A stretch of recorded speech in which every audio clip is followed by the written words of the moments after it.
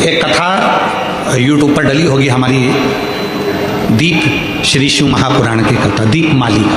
कभी मौका मिले तो उसको निकाल कर सुनना।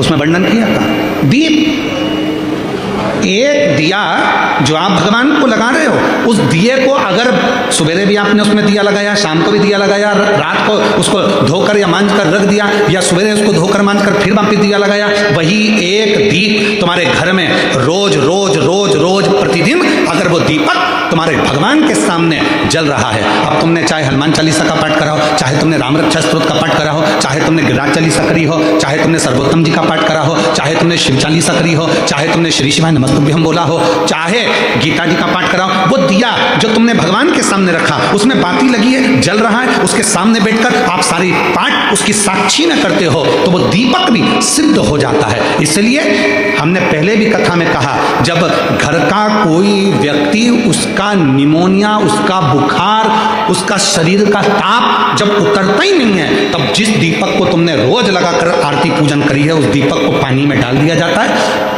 पानी में से निकाल दिया जाता है। उसी पानी को उसके शरीर पर दिन में कम से कम 3 से 4 बार उस पानी से पोंछा जाता है, तो धीरे धीरे वो ताप, वो बुखार उतरना प्रारंभ हो जाता है, निमोनिया ठीक होना प्रारंभ।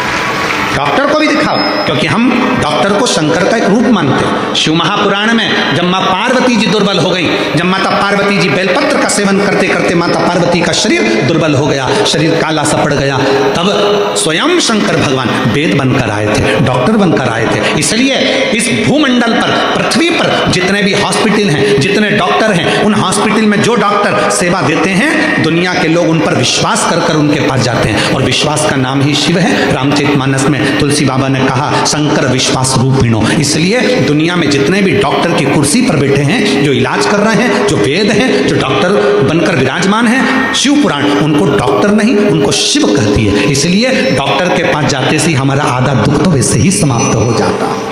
डॉक्टर के जांच कराओ, डॉक्टर के ये रिपोर्ट लाओ, वैसी रिपोर्ट लाओ, पर इलाज डॉक्टर के अनुकूल। और साथ में जो दीपक तुमने लगाया है, रोज रोज उसी दीपक को जला रहे हो, तो दीपक सिद्ध हो गया।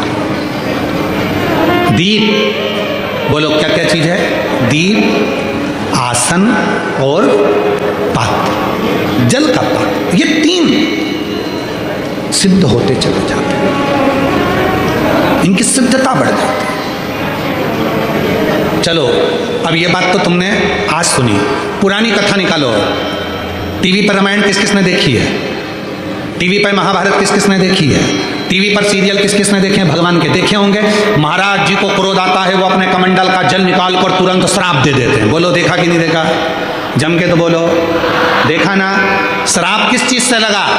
जिस कमंडल को महाराज जी पूजन में रखते थे, किसी दूसरे के कमंडल का जल नहीं, अपने कमंडल का जल, मतलब पात्र, जो शिव महापुराण की कथा कहती है, दीप, आसन और पात्र। जिस पात्र को आप अपने शिव के पास लेकर जाते हो, जिस पात्र से आप साधना करते हो, जिस पात्र से आप शिव को जल चढ़ाते हो, जिस पात्र से आप शंकर की पूजन करते हो, वो पात्र सिद्ध हो जाता है और उसका जल भी सिद्ध हो जाता है। पात्र की सिद्धता।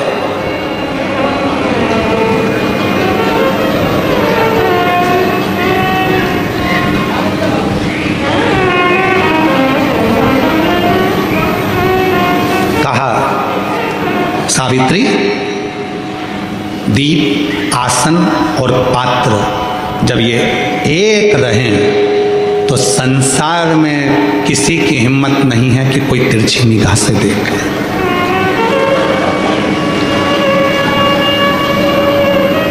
एक लाइन हम सब बोलते आए हैं पहले से अभी तक। आप लोगों को इस लाइन का मतलब मालूम है कि नहीं मालूम कि ये लाइन कब बनी, इस लाइन का निर्माण कब हुआ?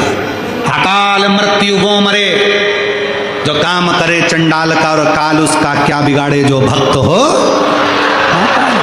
कोई तुमसे पूछे कि इस लाइन का निर्माण कब हुआ, बोलने वाले ने इस लाइन को कब बनाया था, तो कह देना महाभारत के वन पर्व में जो सावित्री की कथा आती है, और सावित्री ने जो यमराज से अपने पति के प्राण वापिस लेकर आई थी, वो शिव की कृपा से लाई थी। इसलिए अकाल मृत्यु वो मरे जो काम करे चंडाल का, और काल उसका क्या बिगाड़े जो भक्त हो। मां, ये संवाद तब बना